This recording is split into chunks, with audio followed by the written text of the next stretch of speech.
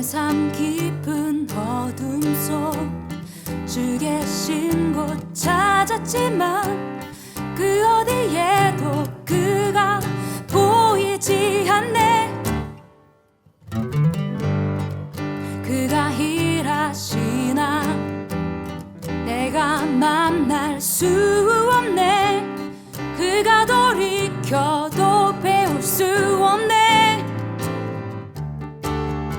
나의 가는 길을 오직 그가 하시나니 그가 나를 단련하신 후에 내가 정금같이 나오리라. 자기의 길을 가시는 주 맘에 원함 행하시네. 내게 작정하신 것도 그 뜻대로 이루실 주님. 그분의 오묘한 그 사랑 나 찬양해.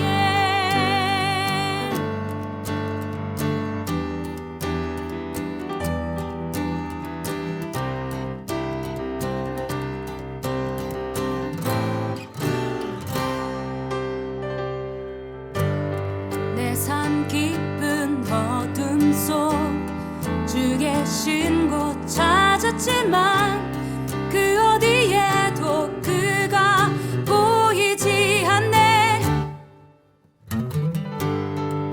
그가 일하시나 내가 만날 수 없네.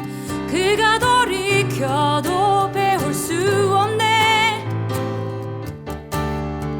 나의 가는 길을 오직 그가 하시나니 그가 나를 단련하신 후에 내가 정금같이 나오리라. 자기의 길을 가시는 주 맘에 원함 행하시네.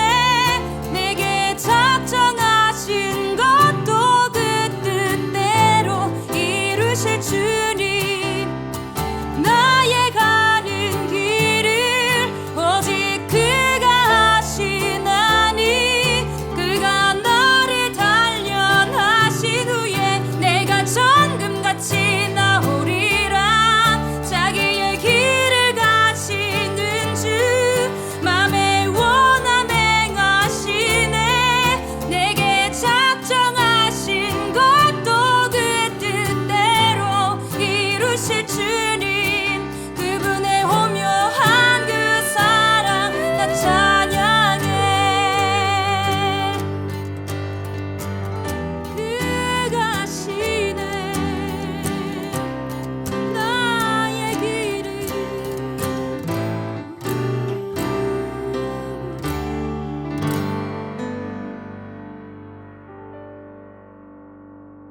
지난 10년간 매달 20만 원씩 꼬박꼬박 보험 넣은 김호구 씨. 40줄에 처음 병원 신세를 졌는데 과연 그 보장 금액은?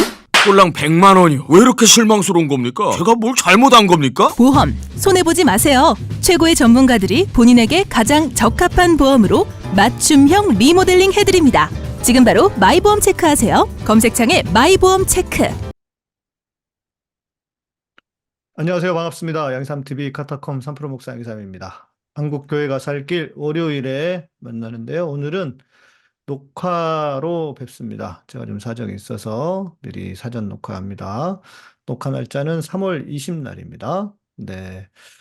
윤 청장님 인사해 주시죠. 네, 안녕하십니까. 윤한철입니다. 네. 고 차장님도 인사해 주시고요. 네, 안녕하세요. 고상한입니다. 제가 운전하다가 이렇게 그 글씨를 문자를 줄 수가 없어서 자꾸 오디오로 이렇게 하는데 고 처장이라고 하는데 자꾸 고 차장이라 그래, 애가. 아니, 누가 그렇게 부르는 사람 많아요. 사무차장님, 처장님, 총장님. 저는 뭐 다 가능해요. 그러니까 말이에요. 음. 자, 우리 남기업 소장님은 어디 가셨대요? 남 사장님은 지난번 비례대표 그 탈락한 이후로 시리에 빠져서 정신을 못 잃고 지금 시간을 잊어먹어서 좀 늦게 들어올 것 같습니다. 네. 네, 큰일이야, 큰일. 얼마나 타격이 심하겠어요. 저 상실감. 네. 응? 위로해줘야 돼요. 양 목사님 너무 우리 밀어붙이지 말고 위로해줘요. 아니, 그리스도의 정 사랑으로 우리 품어줘야 돼요, 양 목사님. 제가 해도 걱정, 안 해도 걱정이라고 그랬더니, 굉장히 우리 남소장님 없어서 하는 말인데 굉장히 순수하고 아주 훌륭한 사람이에요. 음, 있을 땐 욕을 하지만 없을 때는 우리 칭찬을 하도록 하죠. 네, 정치하고 다르네요. 예, 이놈의 정치판하고. 자, 저희가 총선이 이제 진짜 얼마 남질 않았고, 또 지금 웬만한 내용은 사람들이 다 들여다보질 않습니다. 음, 정치 시즌이라서 막 급박하게 돌아가는 정치 이야기밖에 관심이 없는 것 같아요. 대부분들이 그러셔서 저희 월요일만큼은 아무래도 총선 전까지는 정치 이야기를 좀 계속 좀 해가야 할 것 같다 싶어가지고 오늘은 전에 저희들이 짧게 언급은 하긴 했지만 어, 이번 총선, 22대 총선을 왜 나는 중요하게 생각하는가에 대한 이야기를 각자의 좀 의견들을 이야기를 하면 좋겠다 싶어서 이런 시간을 만들었습니다. 우리 고 처장님의 아이디어였고요. 음. 이야기하다 보면 남기엽 소장님 오실 테니까 똑같은 말 하면은 바로 잘라도록 하겠습니다. 예, 나중에 편집하면 될 것 같아요. 아, 편집은 힘들어요. 우리 성환이가 음. 편집하기 힘들어. 그러니까 그러니까 우리도 프로그램 이름을 좀 바꿔서 편집은 힘들어 이렇게 가죠. 누구는 뭐는 힘들어 그러던데. 그런다고 안 떠요. 양이삼의 뉴스 사무실. 그런다고 안 떠. 그냥 우리 할 거나 하고 사세요. 네, 그러니까 이게 얼마나 힘든 일인지 모르겠어요. 안 떠. 그런다고 뜨지 않아요. 예. 자, 우리 처장님이 제안을 하셨으니까 우리 처장님 먼저 좀 이야기를 해보실까요? 네, 사실 저도 요새 저는 뭐 원래 정치에 관심이 많지만 굉장히 과몰입돼 있는 건 사실이에요. 제가 지상파의 뉴스를 안 본 지가 한 몇 주 됐어요. 제가 그런 적이 없는데 제가 근래에 들어와서 잘한 건가 좀 어려운 것 중에 하나는 한겨레 신문을 몇 년 전에 끊었고요. 그 네. 다음에는 이제 KBS 뉴스를 끊었고, 요즘은 이제 그 MBC를 주로 보고 뉴스도, 그 다음에 웬만하면 이제 그 시간에 좀 유튜브를 조금씩 보는, 그래서 중요한 거 한번 훑는 일을 하는 거거든요. 그런데 이제 뭐 윤 총장님이나 양 목사님도 다 비슷한 생각이지만 이렇게 정치에 과몰입되는 원인이 뭘까 이런 생각을 했는데 저는 절실이라고 봐요. 음, 왜냐하면 저도 느끼지 못했지만 네. 이제는 그 지금의 윤석열 정부를 뽑았던 사람들이 부끄러워하는 시대가 됐어요. 저희도 예전에 문재인 정부 때문에 곤욕을 당했었는데 이렇게까지 나라가 망가진 것을 굉장히 이제 위태하다고 느끼는 순간이 된 것 같고 오늘도 어느 이제 사무실에 가서 부동산 하시는 분인데 아니, 근데 그 그분들이 여자분도 부끄러워하기는 해요? 하는 것 같아요. 부끄러워하기보다는 이제 얘기를 내놓고 못 해요.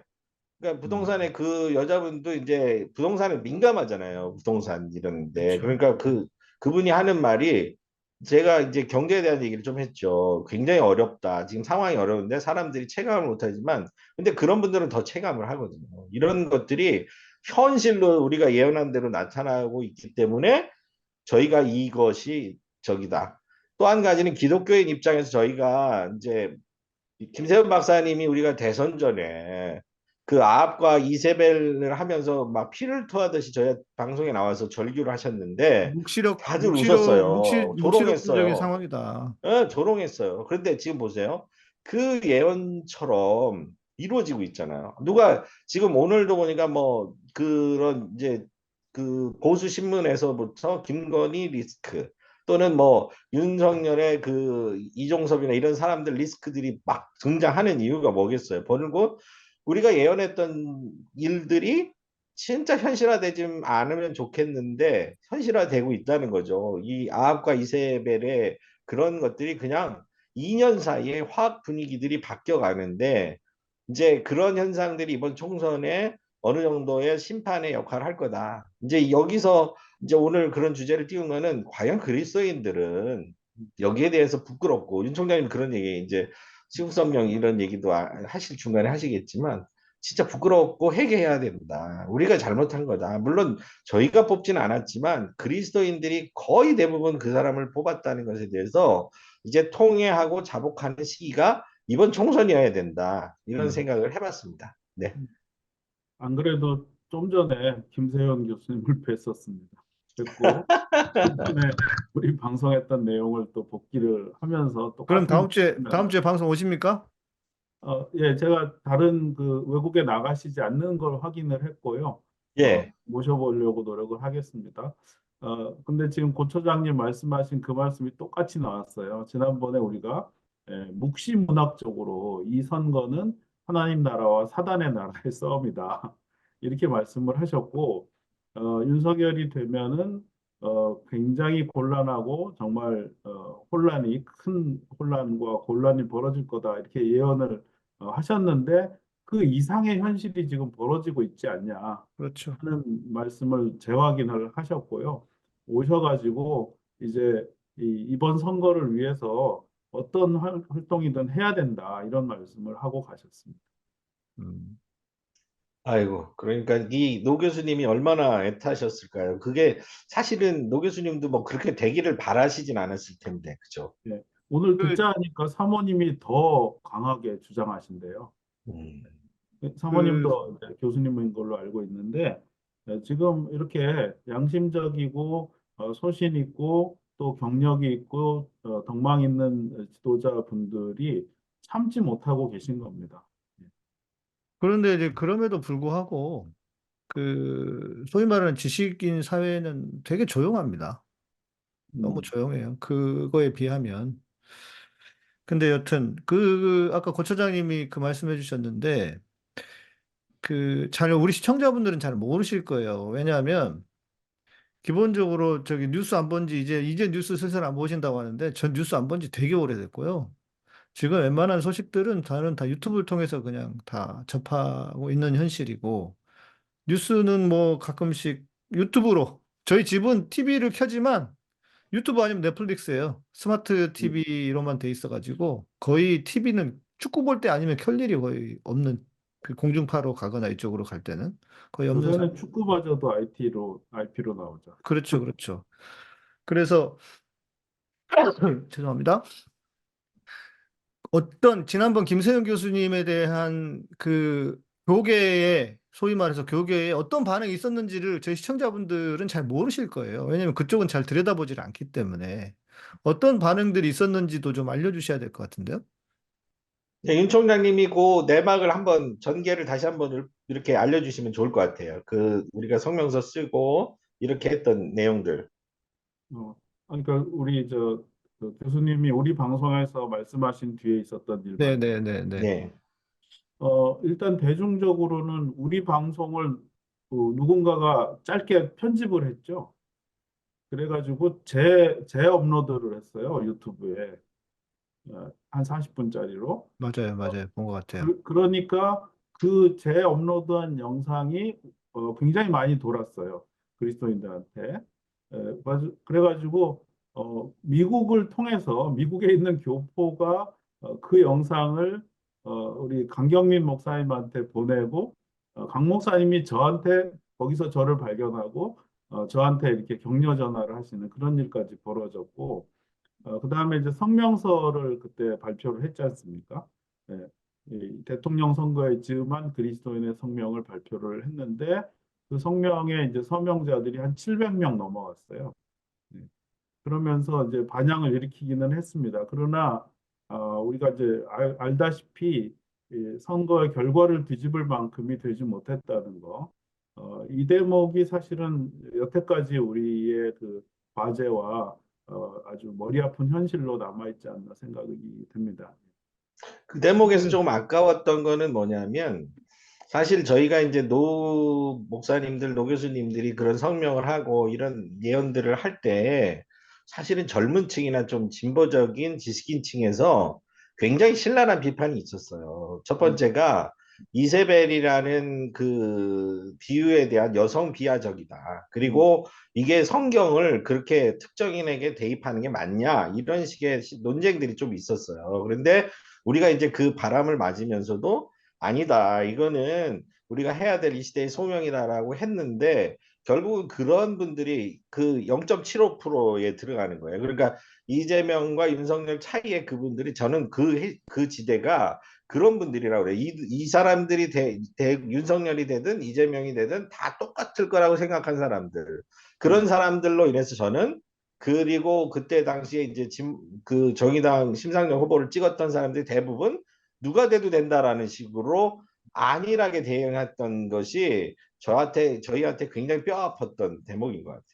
근데 이제 저도 뭐 직관적으로 그냥 가볍게는 그런 생각을 하게 되는데, 그 0.7%라는 그 수치가 어, 잘못하면 어, 생각이 다른 모든 계층을 다 적으로 이렇게 인식하게 될 위험이 전 있다고 봅니다. 예. 네. 기본적으로 선거는 대세가 있다 하더라도 각자 자기가 양심에 따라 투표할 그 권한이 있기 때문에, 권리가 있기 때문에 그거 자체에 대해서는 우리가 뭐라 할 수 없고요.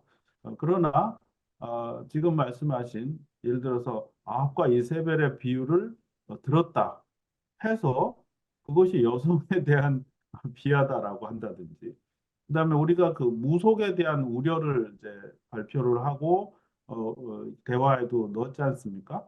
그러니까 그때는 또 종교 다양성을 옹호하는 차원으로 끌고 맞아요. 간다든지, 그렇죠, 맞아요. 그렇죠. 예, 그 생각이 예. 나네요, 또. 이거는 이게 진보의 가치가 아니고요. 착각이죠. 예. 그러니까 그 결과는 자유로울 수 있습니다. 그러나 그 과정에서 정상적인 논의, 상식적이고 합당한 논의조차 어떤 틀에서는 안 되고 저런 틀에서는 안 되고 이러면서 그 브레이크를 계속 걸면 결국 그게 저쪽 편을 들어주는 결과가 나온다는 걸 알아야죠. 예. 그런 대목에서 좀 더 숙고가 돼야 되고 좀 더 전략적 정치적 사고와 행동을 해야 될 필요성이 있다. 이런 이제 안타까움이 있는 거죠. 그리고 또 하나는 저도 자꾸 잊어버려서 다시 생각하는 내용인데, 인간이 미디어를 접하는 데는 시간 제한이 있는 겁니다. 예. 그러니까 내가 어, 받아들이는 미디어를 어떤 미디어를 몇 시간 동안 접하고 있느냐 하는 거. 그다음에 어, 그 우리 진보 유튜버나 뭐 진보 그 SNS의 그 네티즌들이 하루에 막 10건씩 올리나요? 그렇지 않잖아요. 예를 들어 자기가 페이스북이나 트위터에 하루에 한두 건 올린다고 칩시다. 그런데 거기에는 상식적인 분들은 이 국힘당 같은 비상식적인 정당에 대해서 욕이 계속 나오잖아요. 하루 종일. 그러면 심리적으로 동일한 걸 안 올리고 싶어 해요. 네. 대세가 된 트렌드에 이게 물방울 한 방울 더한다고 자기의 차별성이 나타나지 않잖아요. 그 특이한 걸 올리고 싶어 한다 이 말이죠. 근데 그 특이한 게 뭐냐? 민주당 비판이에요. 그렇죠. 음. 네. 그러면 한 사람이 하루에 한두 건 올리는데 민주당 비판 올렸어. 오늘 거 끝났어요. 오늘 집 끝났어요. 그러면 민주당 비판만 남는 거예요. 그더 나쁜 정당에 대한 비판이나 이런 거는 그냥 안 한 꼴이 돼버리는 거죠. 예. 이런 식으로 미디어적 어떤 착시, 양적 요소에 대한 어떤 이렇게 생각을 못하는 이런 일들이 없어야 된다 이렇게 봅니다. 참고로 말씀드리면 이명박이 만든 체제가 뭡니까? 나이 드신 이제 집에서 이제 TV를 오랜 시간 보시는 우리 어르신들의 시간을 4시간에서 길면 8시간을 잡아먹는 겁니다. 예. 이러면 그냥 그 세뇌 정도가 아니에요. 이 대학이나 대학원 한 10개쯤 다니는 정도의 시간이 그쪽에서 그냥 다 소비되는 겁니다. 그러면 얘 아예 딴 사람이 돼버립니다. 그렇죠. 예. 아무리 젊었을 때 똑똑하고 논리적이었다 하더라도 그냥 딴 사람이 돼버립니다. 그걸 제가 뭐 우리 주변에 너무 잘 보이지 않습니까? 그래서 이 미디어의 양적 사고 이거 충분히 하셔야 된다고 생각합니다. 그러니까 이제 저는 그런 이야기들이 나올 때마다 무슨 생각이 드냐면 참 배부른 소리들 하고 있다. 네, 예. 그렇죠. 아니, 그러니까 지금도 그러니까 참 이게 아쉬운데 문재인 대통령에 대해서 누구보다 비판적인 사람 중에 한 명이 접니다.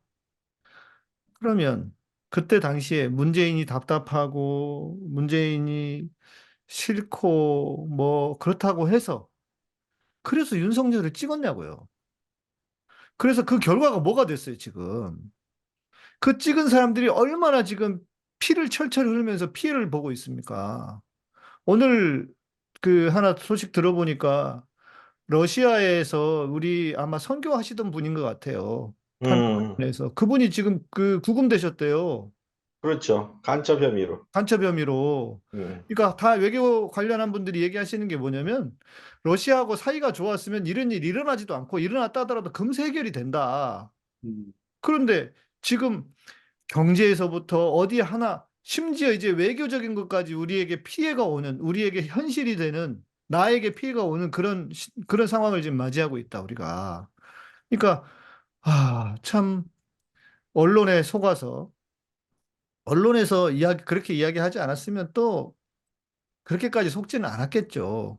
그런데 언론에 속을 수밖에 없는 정도의 수준이라고 해야 될까, 사고 능력이라고 해야 될까, 이게 정말 얼마나 지금 우리가 뼈저린 고통을 당하고 있는가.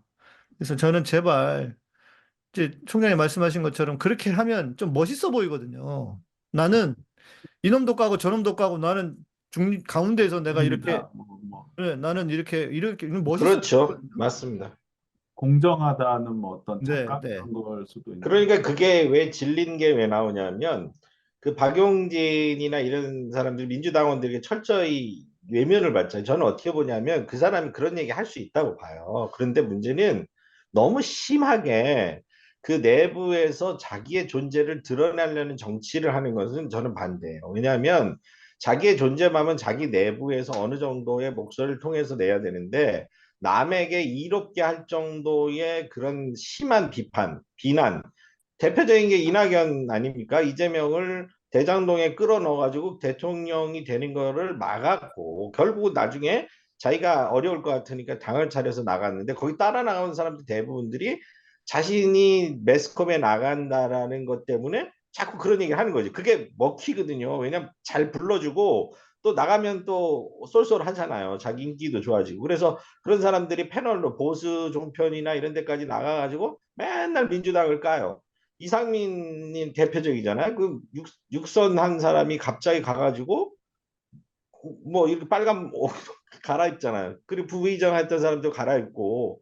근데 더 웃긴 게 뭐냐면 진보의 가치를 내세운 그 정의당에 있던 비례대표 1번이 갑자기 저쪽에 주황색 옷을 입고 나타난단 말이에요. 저는 정치에도 자기의 노선이나 가치관이 분명히 투영돼야 되는데 이런 것들을 막 넘나드는 시공을 초월한 이런 것들은 저는 반대하는 입장이거든요. 그래서 상당히 건전하고 이런 비판들을 넘어서는 과도한 걸로 인해서 우리가 그런 거죠. 그런데 우리 내에서도 아까 영진 총장의 말씀처럼 너무 이런 문제에 얘기를 하면 자기들이 굉장한 지식을 가진 기독교 진보주의자, 진보학자 뭐 이런 사람들 같이 까는 거죠. 윤한철이 뭔데, 고상한이 뭔데, 남경이 뭔데, 이렇게 막 하는 거죠. 그래서 쟤네들은 그런가 봐. 50대 꼰대야. 민주당 이중대 이렇게 칩을 해버리는데 민주당 그럼 아저씨들. 과연 그 사람들이 어떤 역할을 했냐고요. 지금 역사에 있어서. 저희가 2년 이상을 이렇게 하는 이유들을 왜 저희들이 알아달라는 게 아니라 저희들은 절실하게 느꼈고 예언을 했고 이번 총선에서 지면 어떻게 됐다는 게 파렴치 아마 이번 총선에서 우리가 진다면 적어도 우리 중에 한두 사람은 끌려가야 될 가능성이 있죠. 왜냐하면 이제 유튜브 검열도 할 거거든요, 쟤네들이. 그러면 뭐 한두 사람은 이제 발언을 해가지고 잡아가고 이런 시대가 되지 않을까? 그러니까 그런 거를 뻔히 예상되는데 왜 얘기를 안 하는 거지? 그러니까 이제 이래 보여요. 예? 이 상황에 대한 인식이 너무 뭐라고 해야 될까? 순진하다고 해야 될까? 혹은 그래서 제가 아니라 예. 그래 제가 아까 배부른 소리라고 했는데 그러니까 아마 지난 정권에서 이만하면은 이제 뭐 됐다. 그러니까 내가 좀 다른 소리 해도 돼. 아마 이런 인식, 그러면서 자기의 존재를 부각시키기 위해서 자기가 좀 멋있게 보이려고자 하는 어떤 마음, 음, 그리고 이것이 진보의 가치야. 우리 내부도 비판해야지. 그러니까 내부 비판하는 걸 난 뭐라고 막 하고 싶지는 않은데, 그러니까 그렇게 할 만큼 우리가 정말 소위 말하는 기득권들이 다 무너지고 주저앉았느냐? 그렇죠. 바로 그거죠. 그렇지 않았잖아요. 아직 승부가 안 끝났는데, 그리고 사실 정치 철학적으로는 승부가 끝나는 시점은 없어요. 그렇죠. 네, 맞습니다. 예. 끊임없이 싸우다 죽는 거죠. 네, 그렇죠, 그렇죠. 그런데 굉장히 안일했는데, 제가 아주 그런 말이 나왔던 초기부터 싫어했던 말이 뭐냐면, 대한민국은 민주화와 경제 발전을 동시에 이룬 나라다. 이런 음, 제가 볼 때는 민주화는 당연히 안 이루어졌고, 그 다음에 경제 발전도 그게 공고한 정도로 지금의 이 강탈당하는 그 상황을 보시면 이제 이미 이제 아시겠죠. 그 경제 발전이 얼마나 허약한 것인가를 절실하게 깨닫고 있지 않습니까? 그렇죠. 예. 이렇게 허약한 경제와 이렇게 허약한 민주주의를 가지고 어떻게 그런 그 뭐랄까 좀 그 안일한 소리를 이렇게 공개적으로도 했을까 그런 생각이 좀 드는 거죠. 그리고 실제로 살아보면 그 느껴지거든요. 민주화라는 것은요, 시민의 삶의 끝부분까지 다 내려와야 돼요. 그런데 청와대, 지금은 용화되지만 하여튼 권력의 정점이 잠깐 민주화된 상태. 관료들은 숨어 있던 거죠. 민주화된 민주적인 정권 밑에서 관료들은 잠시 자기 욕망을 잠시 내려놓고 착해 보입니다. 그러나 예. 예, 어떤 이권이나 그다음에 카르텔 요새 카르텔이라는 말을 잘못 써서 문제긴 하지만 진짜 카르텔들 이런 것들은 죽지 않고 계속 존재해 왔거든요. 네. 그러니까 그런 것까지 완전히 해소되고 그다음에 정말 피부로 느끼는 민주주의가 달성이 돼야 이쯤 되면 민주주의라고 얘기할 수 있겠구나 이렇게 해야 되는데 그렇지 않았거든요. 그러니까는 이 민주 정권이 20년, 30년 지속돼야 그래야 그때 그 정도 돼야 이제 비로소 민주사회가 됐다 이렇게 말할 수 있는데 너무 섣불렀어요. 이 전체 헌정 기간에 한 20%도 안 돼요. 민주적인 그렇죠. 정권이 맞습니다. 잡았던 네. 기간이. 네. 아, 참. 그래서 지금 이게 이제 지난 대선 뭐까지 이 이야기 그뭐 지금 해당되는 이야기이기도 하지만 그렇다면 우리가 지난 대선에 이렇게 목 놓아 부르짖고 외치고 정말 안 된다 그러면 안 된다 했는데 현실화가 되어서 어찌 보면은 저는 제가 생각했던 것보다도 훨씬 더 이상의 미친 세상을 경험하고 있. 음, 야, 이런 것까지 한다고? 그러니까 저는 제가 여러 번 말씀드렸지만 정말 저는 대선 전에 수많은 생각들이 들더라고요. 너무 걱정되는 게 많았는데 그거보다도 지금 몇 배를 뛰어넘은 상황이 돼 버렸어요. 예.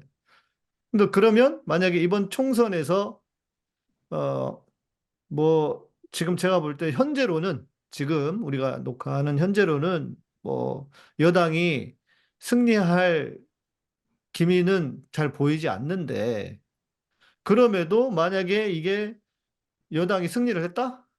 이거는 진짜 지금까지는 아무것도 아니었다. 맛보기일 뿐이었다. 음, 진짜 말 그대로 진짜 지옥문이 열린다 이제. 저는 이런 생각이 들거든요. 네. 음.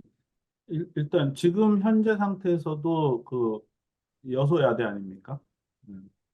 지금 입법권을 국회가 가지고 있는데도 입법권을 사실상 무력화하고 있잖아요. 네. 지금 거부권이 9개째입니까? 10개째입니까? 그렇게 뭐든 다 다 거부합니다. 거부하고 있고, 그다음에 시행령 정치. 네. 네. 어떻게 범법을 어기는 시행령이 있을 수가 있어요? 참, 코미디도 이런 코미디가 없는. 법을 집행하고 법을 했다는 검찰총장 출신이 말이에요. 네네. 공정과 정의를 부르짖더니. 음, 그 법을 날도 못 잊는 그 칼로 쓰고 있는 사람들이 법치를 무너뜨리고 있고 이, 이 거부권이 양이 많으면 뭐냐면요. 삼권 분립을 거부하는 겁니다. 그렇죠. 예, 맞습니다. 행정부가 입법부를 거부하는 건데 삼권 분립이라는 건 공화정의 기초 중의 기초예요. 맞습니다. 예. 예, 그럼 우리가 왕정을 살고 있는 셈이 돼버려요. 제가 지난주에 그 대만을 다녀왔는데 대만이 세계 문명사의 최장기 계엄령 국가였습니다. 말씀하셨죠. 200년? 200년? 아니, 50 몇 년인가 뭐 아, 그래요? 48년인가 그랬는데 아, 그 대단하다. 계엄이라는 게 뭐냐면 헌법 질서는 있으되 그것을 무시한다는 뜻이에요. 네. 그렇죠. 네. 그러니까 무조건 헌정이 아니라 네, 그 50년이면 그건 왕정이죠. 한 사람이 그 임기가 근무하는 시간이 몇 년인데요. 40년이면 은퇴잖아요. 그러니까 거의 왕정이라고 할 수 있는 상황이 이제 대만에 있었던 거죠. 그 결과가 뭐냐? 수많은 사람이 죽은 겁니다. 제가 그 228 기념관이라는 데 갔는데 그게 제주 4.3과 4.19와 5.18을 섞어놓은 것 같은 사태인데요. 2만 8천 명이 죽었다. 네. 그러니까 그러니까 우리가 지금 공화정을 유지하고 있느냐? 이거 대단히 의문스러운 상황입니다. 그러면 나라를 소위 나라를 걱정한다는 분들이 그 걱정하는 그 나라가 뭐냐고. 그거는 리퍼블릭 오브 코리아 아니에요? 리퍼블릭 오브 코리아. 그렇죠. 그 리퍼블릭이 지금 작살이 나 있는 상황입니다. 그러면은 나라가 망했다는 걸 인식을 하셔야죠. 네. 그, 그 이제 여러 현상들, 그렇게 그것에 대해서 그 결과물이 보이는 게 최근에 뭐 오늘 사퇴했다고는 하는데, 뭐 자진 사퇴 형식으로 하고 뭐 했다고는 하는데, 황상무, 네. 뭐 사시미, 그러니까 사시미 대단한 칼로. 분들이에요. 네. 예. 그런 거라니. 이거는 진짜 말 그대로 국민들을 겁박하고, 근데 그런 일이 지금 지속적으로 계속 반복돼서 일어나고 있지 않습니까? 입틀막을 하고, 네. 국회의원부터 아니 시작하더니 뭐 이제 시민들도 다 그렇게 하고, 예. 그 사태는 선거 때문이고요. 어, 선거가 아니면 사퇴도 안 했을 것이고, 그리고 복귀할 가능성이 또 있어요. 네, 선거 끝나면 다 물거품 만드는 거죠. 아니 뭐 여당은요 갈 자리가 많기 때문에 뭘 해도 상관없어요. 그렇죠. 예, 응, 뭐 장관 시켜줄 수도 있고, 지금 그럼요. 범죄자를 사면해가지고 출마시키는 게 지금 몇 명째입니까? 예, 이것들은 자기들이 밥 먹고 살아온 사법도 망가뜨리고 있는 상황인데, 뭐든 못하겠어요. 그러니까 이제 요 대목도요. 자, 많은 사람들이 윤석열을 찍었던 이유 중에 하나는 그래도 검찰총장인데 하면서 찍었잖아요. 그래서 공정과 상식을 이야기하고 그게 사기라는 것을 우리는 알고 있었기 때문에 그거 아니다. 그거 분명히 지멋대로 더 할 것이다라고 우리가 계속 외쳤지 않습니까? 그러니까 예. 우리는 그걸 이미 보았어요. 음, 근데 본대로 지금 하고 있단 말이에요. 더 하고 있는 거고 어찌 보면. 그러니까 이게 지금 그냥 하는 짓이 아니고 이미 과거에도 그런 삶을 계속 살아왔던 인간들이에요. 말이 좋아 뭐 무슨 뭐 검찰총장이지 법이지 말이 좋아 법이지 그 법을 이용했던 인간들이지 않습니까? 음. 우리는 그걸 다 알고 그렇게 이야기했는데도 이제 와서 그럴 줄 몰랐다. 아, 이게 이제 비극적인 상황이 돼버린 건데. 이제 이런 옛날에 그 법치주의를 중국에서 주장했던 사람이 누구였죠? 그 유명한 이제 그 유학자 중에 그 법치주의 얘기는 했었는데 어쨌든 법에 의한 통치를 주장하는 사람은 한눈을 일단 감고 보셔야 됩니다. 뭐냐면 법이라는 게 일상생활을 규율하는 데 최저한의 방식이잖아요. 우리가 인간 사는 데인데 그냥 우리가 흔히 말하는 상식과 윤리로 하면 세상이 별로 이렇게 법을 상대할 일이 없어요. 그런데 자꾸 법을 강조하는 사람들의 특징은 그 가이드라인까지 가는 거예요. 그 단계 이상만 하면 되니까. 그런데 문제는 뭐냐면 이 법 기술자들은 이 법을 넘나드는 법을 너무 잘 알아. 왜냐하면 인간이 완벽한 법을 만든 게 아니잖아요. 그렇기 때문에 아까 말한 시행령을 통해서든지 어떤 자꾸를 교묘하게 뭐 등 이런 거 붙여가지고 그 유명한 거 있잖아요. 이런 식으로 해서 계속 법치를 해나가면 문제는 뭐냐면 입법부가 무력화되는 거는 문제가 아니라 사법부도 문제가 돼요. 이 법의 해석을 법기술자들이 해버리거든요. 요 문거는 이거라고 해서 기소를 해버려요. 그러면 판사들도 아 그런가 봐. 다 같은 사람들이 그래서 유들을 그렇게 쉽게 말하면 유들이라 유연하게 하는 거죠. 그래서 판결을 자기 멋대로 하는 거야. 이런 식의 하면 검사도 문제가 되고 판사도 문제가 되는 거예요. 이 사람들이 자기 자의적 해석과 자의적인 이런 그걸 계속 해나가기 때문에 사회가 엉망이 되는 거죠. 그런 걸 많이 보잖아요. 그러니까 윤석열은 자기가 이런 사람을 임명했다? 이거 내 권한이야. 이거는 그 통지권자의 고유한 행사야. 내가 인사를 했어. 약간의 흠이 있어. 이 사람이 법적으로 무슨 문제가 되냐? 그냥 막말했어. 근데 이건 법으로 문제가 아니라 윤리적으로 조금 그럴 뿐이야. 이렇게 버틴단 말이죠. 그러니까 내 마누라가 돈을 받았어. 그리고 선물을 받았어. 이게 뭐 문제야? 내가 받은 게 아닌데 마누라가 받아서 저기 그 뭐야 그 정부 기록물에 갖다 놨대. 그럼 뭐 누가 확인해? 이런 식의 아주 아나무인격에 하는 게 법치잖아요. 그러니까 이건 결국은 뭐냐면 결국은 국민들에게 법의 무용, 법의 피로도를 점점 높여지고요. 나중에 되면 이게 법이 결국은 뭐냐면 굉장히 이게 형해화되는 거예요. 형해화돼서 완전히 껍데기만 남아버리거든요. 이러면 국가를 유지하는 근간이 그 없어지는 거거든요. 그러니까 이제 윤 총장이 항상 말하는 탄핵의 사유 중에 이게 법을 무력한다는 건 탄핵의 사유 정도가 아니라 국가를 무너뜨리기 때문에 이거 총살 이런 얘기 하면 안 돼. 나를 이 편집 어쨌든 예전으로 말하면 무력시대면 이거는 굉장한 국가의 문란 및 반역 수괴에 해당하는 죄가 되는 거예요. 그 전두환 똑같은 거예요. 광주에 가서 자기 멋대로 자기 말자 통치권자가 반당분자들이 있고 공산주의들이 있으니까 가서 무력으로 진압했어. 법으로 뭐가 문제가 돼? 이런 논리가 성립되잖아요. 근데 우리가 봤을 때는 그게 아닌데. 근데 앞으로도 이번 총선에 지면 어떤 일이 벌어질지 뻔하죠. 저는 압도적인 야당의 지지가 없는 한 어떤 일이 또 발생하면 3년간 2년 전 거를 그대로 되풀이할 거라고 봐요. 왜냐하면 해봤거든요. 180석 갖고도 안 된다는 건 쟤네들은 너무나 잘하고 있어요. 왜냐하면 그거는 내가 거부권 행사하는데 3년간 계속 거부권 행사하고 또 다른 우회 루트를 통해서 하고 그냥 나라는 내 곳간만 채우면 되고 이런 식으로 가면 나라가 그냥 송두리째 없어지고 저는 그리고 나서 일본에 갖다 받쳐 드시면 일본에서 너무 좋아하실 거고 일본이 지금 경제 성장이 엄청나게 호황이라고 하더라고요.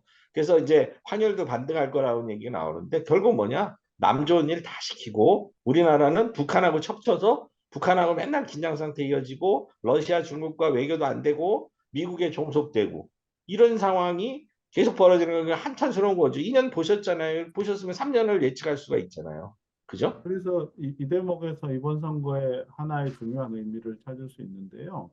이 법치라는 이 도구, 법을 이렇게 철권 통치의 도구로 쓰는 자들이 두려움에 떨게 만드는 수치가 나와야 돼요. 그렇지 않으면 맞습니다.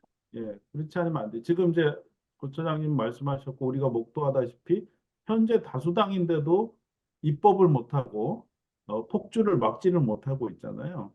그러면 똑같은 수치나 조금 더 많은 수치를 얻었다고 해서 갑자기 가능한 게 아니겠죠? 네. 문제는 시간이 갈수록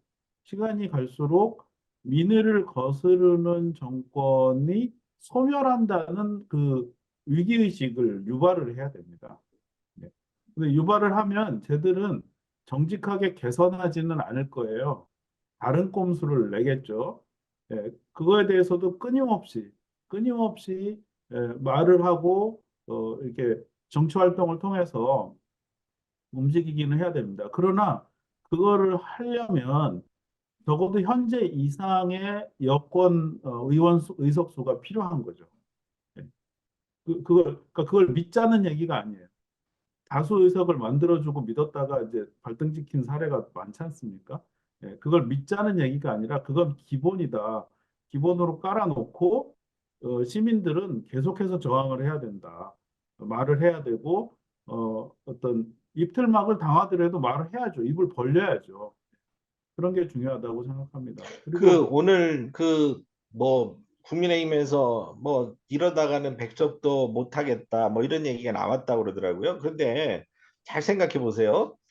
국민의힘이 예를 들어서 100석 이상을 갖는다는 의미는 과반수는 천재 뭐냐면 모든 걸 무력화할 수 있다는 게 존재감이 드러나는 거잖아요. 근데 이걸 계속 방관하잖아요. 그러면 앞으로의 모든 정치는 101석을 가진 여당은 무조건 생존하게 돼 있어요. 여태까지 그런 정권이 없었어요. 여대 야소가 되면 보통 여소야대가 되면 여당들은 대개 야당하고 협조적으로 해서 그 입법을 하고 이런 거를 그냥 상식처럼 해왔는데 이게 무력화됐잖아요. 지금 이 정권에서는. 그리고 오히려 여대 야소가 됐더라도 여당은 야당의 눈치를 봤어요. 그냥 근데 지금 이 윤석열은 여대 야소가 되면 어떻게 될지 뻔하잖아요. 음, 입법도 만약에 그냥 완전히 밀어붙이고 행정으로 깔고 사법으로 처리하면 국민은 완전히 그냥 민주정이 아니라 이건 진짜 독재정과 같은 상황이 벌어질 거고 또 한 가지는 우리가 그런 철권 통지를 안 하더라도 그런 사람들에 의해서 우리가 굉장히 무시된다는 거죠. 자, 보세요. 거부권 행사한 법률 중에 정치적 이해가 안 걸린 법률이 좀 있었죠. 노란봉투법 노란봉투. 이런 거. 네. 또 12구 참사 특별법 이런 거는요. 정치적인 의미가 아니라 진상을 규명하거나 그 사람 약한 사람들의 신원을 해주고자 하는 굉장히 필요한 법인데 이런 것들을 거부한다는 의미는 뭐냐면 약자의 편에 서거나 국민들의 편에 쓰지 않겠다라는 선언을 한 거거든요. 근데 우리가 지금에 와서도 국민의힘이 불쌍해. 백성 안 되고 그리고 야당의 견제가 필요해. 여당 이런 식으로 나오면 온정주의적으로 대하는 순간 우리나라 3년간은요. 지금보다 더 훨씬 처참한 지가 말하면 그 말세의 말이 진짜 되는 거죠. 시간을 앞당겨서 그렇게 될 거라고 보는 거죠. 저는 제가 볼 때는 만약에 지금 여당이 과반석 이상을 차지하잖아요? 그러면 일본의 나라 갖다 바치는 법도 만들 겁니다. 그렇죠. 네. 지금 제가 이 대목에서 한마디 좀 하고 싶은 상대 그 단체들이 있는데 전문인 단체들이에요. 네. 간호법 통과시켜 준다니까 간호사 단체가 윤석열 지지했죠. 그다음에 맞아요. 한국노총 윤석열 지지했죠. 네. 한국노총. 예. 개업 의사분들은 누구 지지했을까요? 당연히 윤석열 예, 지지했죠. 예. 자, 이렇게 역으로 쳐맞고도 등에 칼을 꽂히고도 또 미련이 남을까요? 예. 제발 그러지 말았으면 좋겠습니다. 예.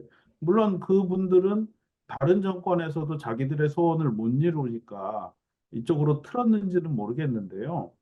왜 그렇게 판단력이 없습니까? 대놓고 거짓말하는 사람이었잖아요. 원래가 처음부터. 그 그렇죠. 거짓말을 한다는 사실을 부끄러워하지도 않고 숨기지도 않았어요. 근데 거기를 믿고 표를 줍니까? 저는 제발 판단력을 회복하시라 이런 말씀을 좀 드리고 싶어요.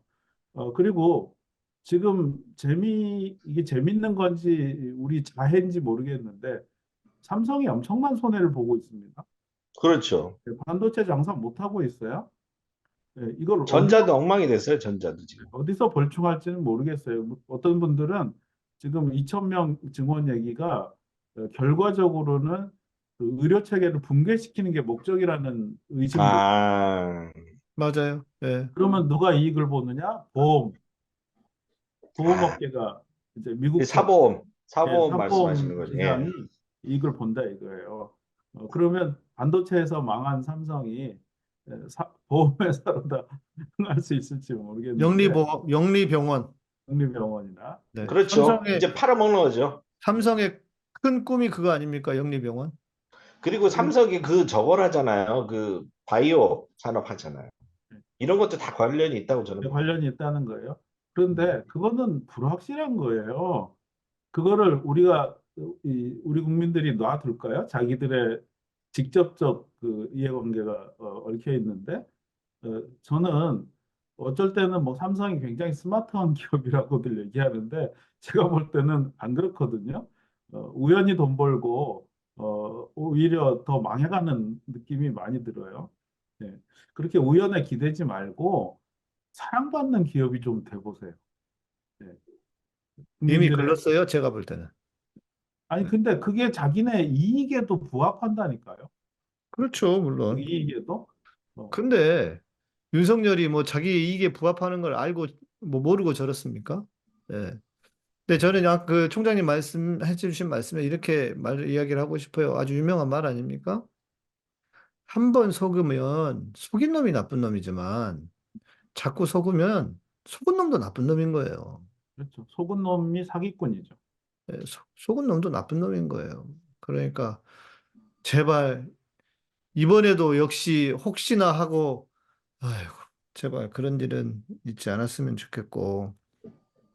그리고 정교한 이권이 아니라 윤석열 정권은 혼란 그 자체라는 다른 특성이 있습니다. 그렇죠. 네, 이게 뭐냐면 이게 대표적으로 나타나는 현상이 그 R&D 예산 삭감으로 나타나고 있는 거예요. 도대체 누가 이익을 보는지 알 수가 없어요. 네. 그리고 엊그제 제가 유성을 그 프랜카드 보여드렸잖아요. 저는 아는데 그래요. 천공, 천공이 천공 이익을 보죠. 왜냐면 천공이 그거 다 없애라 그랬잖아요. 어 아니 그 세상에는 무식한 스피커들이 늘 있어요. 늘 있죠. 음. 근데 걔들이 전국을 휘저어야 되나요? 음, 네. 그리고 그걸로 인해서 그런 보수를 지지하는 분들은 이익을 보나요? 그러니까 말입니다. 제가 대전에 4년 반 살았었는데 거기에 전부 이공계 그 박사들이 사는 곳이고 다니는 교회였어요. 로켓 발사하는 분들도 있었고 뭐 여러분들이 유명한 분들이 꽤 있었는데 로켓 발사팀 해체된 거 아시죠? 네. 네, 네. 네, 네. 그래가지고 미국에 돈 주고 하나 발사했고 그다음에 미국이 한 뭐 70억 정도만 내면 하나 끼워서 이제 해주겠다 했는데 그 돈이 없어서 위성을 못 보냈다는 거 아니에요. 그렇죠. 네. 그렇습니다. 그러면 그런 분들은 지금 좀 피를 토해야 되지 않아요? 입 딱 다물고 그냥 조용히 계시는 것 같아요. 하여튼 우리 귀에는 전혀 들리지가 않죠. 예. 뭐 과학기술 입국이니 뭐 그때는 그 박정희 향수가 불끈불끈 일어나는 데가 대전입니다. 음. 박정희가 과학기술인들을 키웠다. 뭐 핵 개발도 뭐 추진해서 이렇게 됐다. 최재형 씨 뭐 하나요? 최재형 씨 그 친척이 그거 하고 있지 않아요? 핵 개발. 그 핵 쪽에 일을 하고 있는 분이. 그래서 그분이 핵발전소 그렇게 옹호했다는 거 아니에요? 네. 그리고 탈핵에 대해서 감사하고 그렇죠. 별짓을 다 했죠. 자, 그런 그 관계된 분들, 윤석열을 그렇게 거품 몰고 지지했던 분들이 자기 분야에서 일어나는 이런 그 망한 행위들에 대해서 왜 한마디도 안 하고 있습니까? 그래서 이번 선거에 또 다른 그 의미를 찾자면 양심불량을 어, 드러나게 한다. 이런 이제 특성이 있는 것 같아요. 그러면 이번에 대전에서 만약에 또 그 카이스트나 이런 쪽에 유성이나 이런 쪽에서 국힘을 또 뽑았다. 예를 들어서 국짐을 뽑았다 하면 사실 그분들 말할 자격 없어요. 그 말도 안 되잖아요. 좀 무덤을 파는 거죠. 이제 그러니까요. 그 대학원 포닥하는 젊은 박사들은 아마 외국으로 이미 이제 유출이 시작됐고요. 그 브레인 드레인이라고 해서 두뇌 유출이 이미 시작됐어요. 근데 제가 생각할 때 40대 후반 이상의 과학자들은 어, 해외로 유출되지 않습니다. 해외에서 부르지도 않고 쓸 데도 없고 그 나이 때 교수로 써주지도 않을 겁니다. 네. 그래서 저는 자기들의 무덤을 팠다. 그 원인이 뭐냐? 정치에 대한 철학이 없었다. 우리 같은 사람들을 뭐 정치 고관여층이라고 부르는지 모르겠는데 제 생각에는 상식적 관여층입니다. 그렇죠. 네. 예, 상식적 관여층이고 웬만한 시민들은 그 정도 구분은 할 수 있다고 저는 봐요. 우리 독자들의 저 댓글을 보면 훨씬 더 똑똑하지 않습니까? 맞습니다. 예, 그래서 저는 그분들이 사고의 폭을 넓히셔야 된다. 그리고 막연한 그 보수당 지지, 이런 거에서 벗어나야 된다. 때가 그런 때가 아니다 하는 걸 좀 말씀드리고 싶어요. 예. 소위 전문인들한테 간곡하게 좀 부탁을 하고 싶습니다. 그, 제가 오늘도 그런 사람 한 명 만났고, 택시를 타거나 택시 운전하시는 분, 몇 분, 윤석열 지지를 아주 그냥 진짜 찰떡같이 하는 분들을 몇 번 보고, 이건 뭐 좀 다른 이야기이긴 하지만, 제가 느낀 게 있어요. 뭐냐면, 이분들이 상당히 완고합니다. 음, 음, 자신의 삶에서, 패턴에서도. 음, 그러니까 예를 들면, 제가, 어, 지난 이제 제주도에서 어깨 다쳐가지고 수술하려고 그러니까 이제 수술을 해야 된다 그래서 다 정리하고 올라와서 택시를 탔는데, 이제 이촌동에 있는 병원에 가려고. 근데 제가 내비를 켜서 보니까 빨리 이제 그 병원에 갔어야 되니까 내비를 켜서 보니까 안 막히는 길이 있어요. 그 택시 아저씨한테도 이 길이 이렇게 안 막히는 것 같은데 그랬더니 딱 하는 말이 아니래요. 지금 이 시간에 이 길로 가면 된대. 음. 어디에 사고가 났는지 어땠는지 해서 내가 그걸 보고 나도 뭐 나는 나도 뭐 서울 오래 살았으니까 모르나요? 근데 안 막힐 것 같은데 이상하게 안 막힐 것 같은데 이상하게 막히는 길이었고 근데 안 막 된대. 그래서 내비도 안 봐요, 이분은. 그리고 자기가 아는 음. 길로 가는 거예요. 그러니까 내비도 그러는 거지. 내비도. 그래가지고 아니 병원에 지금 그분이 오전 진료만 하시니까 내가 늦지 않게 가야 되는데 그래가지고 아주 그냥 주셨어요? 졸이면서 발 동동 구르면서 갔단 말이에요, 병원에. 그리고 또 어떤 경우는 뭐라고 해야 될까? 좀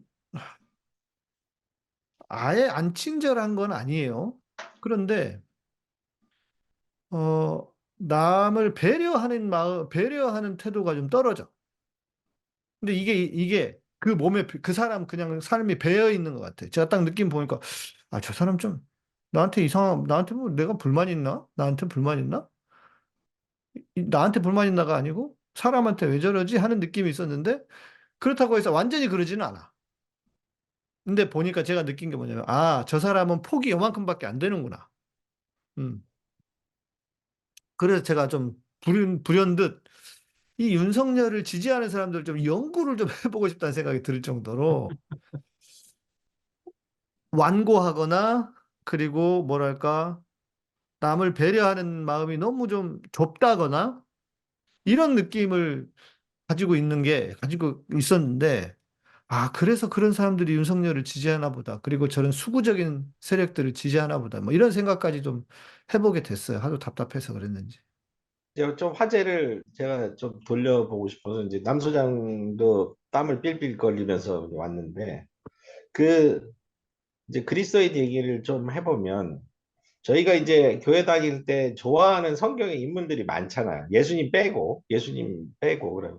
보통 얘기하는 게 이제 모세, 다윗, 뭐 그다음에 누구야? 뭐 많이 있죠. 뭐 예언자들 일단 리더들 요셉 뭐 모세 뭐 다윗 이런 사람들을 보면 자 우리가 그 성경을 보면서 그 사람들을 존경한다는 의미는 뭘까요? 그거는 하나님 신앙 안에서 그 사람들이 어쨌든 공평과 정의의 입장에서 사람들을 리드하고 그들과 함께 했던 사람들이잖아요.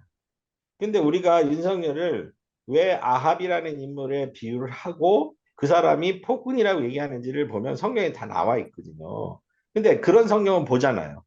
근데 그런 성경을 보는 사람들이 왜 이 윤석열 대목에 가면 그걸 안 보냐는 거예요. 이 사람이 성군이라고 생각하는 사람조차는 성경을 안 보는 사람이고 예수를 안 믿는 사람이죠. 예수님은 비교할 수는 없어요. 인간이기 때문에 그들을 보는 건데 그들을 봐서라도 윤석열이 과연 우리들에게 다가오는 그리고 우리 약자들이나 우리 서민들에게 다가오는 리더인가 보세요.